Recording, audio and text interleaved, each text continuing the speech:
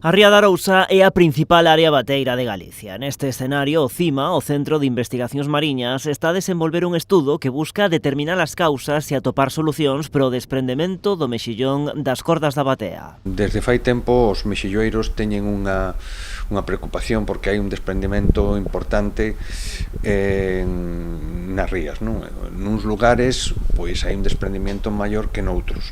Entón estamos facendo un proxecto para analizar desde varias ópticas o desprendemento. O estudo ten nestes momentos mexillóns irmáns, polo tanto, de características xenéticas prácticamente idénticas, instalados en dúas bateas que están sometidas a diferentes condicións mariñas. Por un lado é a monitorización de dúas zonas onde existe un alto hidrodinamismo e baixo desprendemento, e noutra zona que onde hai un hidrodinamismo menor e un desprendemento moito maior.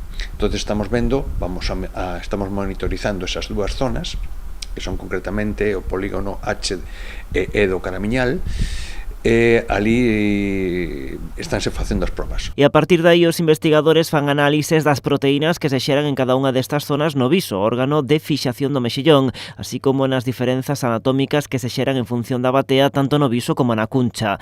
Entre as variables que se barallan, afectacións provocadas polo cambio climático. Hai toda unha serie de elementos que algunhas xa están estudiadas, pero nós queremos, digamos, poñer números a esas diferencias entre uns e outros en funcións de onde se están desenvolvendo. Por eso, digamos, a idea inicial de